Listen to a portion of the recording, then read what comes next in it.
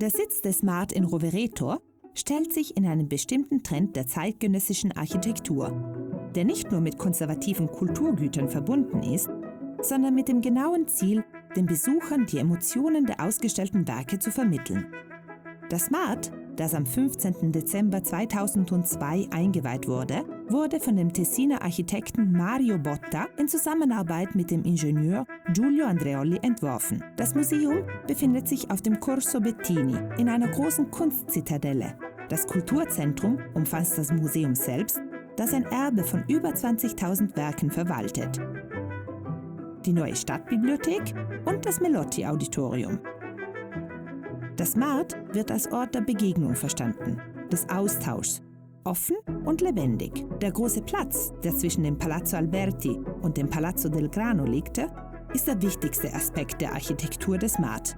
Mit einem Durchmesser von 40 Metern und der gleichen Größe wie das Pantheon von Rom ist es von der großen und eindrucksvollen Kuppel aus Glas und Stahl bedeckt, die eine maximale Höhe von 25 Metern hat, in deren Zentrum eine Öffnung ist, genau über dem Brunnen, der an die Regenwassersammelfunktion des römischen Impluvium erinnert. Die Kuppel filtert das Tageslicht, formt markante geometrische Schatten und projiziert sie auf die 1300 Quadratmeter großen Wände und den Boden.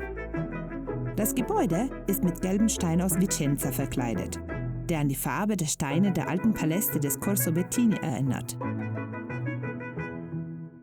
Draußen befindet sich der Skulpturengarten, ein Ausgangspunkt, um die Umgebung außerhalb des Smart zu erkunden, mit einem Weg, der sich über Rampen und Terrassen erstreckt. Vom Platz aus gelangt man ins Erdgeschoss, in dem sich die Rezeption, der Informationsbereich, die Verkaufsstelle, das Café, der Konferenzraum und die Garderobe befinden. Im Untergeschoss befindet sich das Archiv des 20. Jahrhunderts mit den wertvollen Archiven und der reichen Bibliothek. Im Inneren des Museums ist der Raum auf 4 Etagen verteilt, sodass verschiedene Interpretationsmöglichkeiten im Wechsel von Zwischengeschossen und großen Räumen angeboten werden.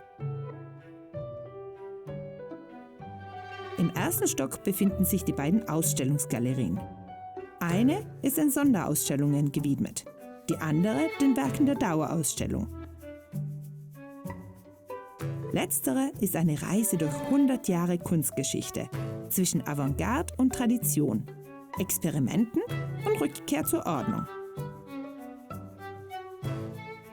Im zweiten Stock werden die großen Ausstellungsräume mit den Sonderausstellungen von 183 Oberlichtern beleuchtet, die das natürliche Licht mit einem Hightech-System verbreiten, das optimale mikroklimatische Bedingungen ermöglicht.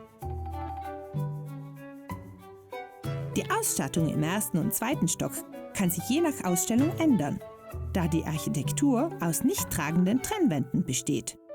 Bei Bedarf können sie entfernt oder ersetzt werden, sodass die Räume geändert werden können. Zudem wird der Raum im zweiten Stock durch einen Gehweg aus Glas und Stahl genau zur Hälfte geteilt. Der verglaste Durchgang ist der höchste Punkt für den Besucher, der gebaut wurde, um die Entwicklung des Gebäudes im Freien zu schätzen.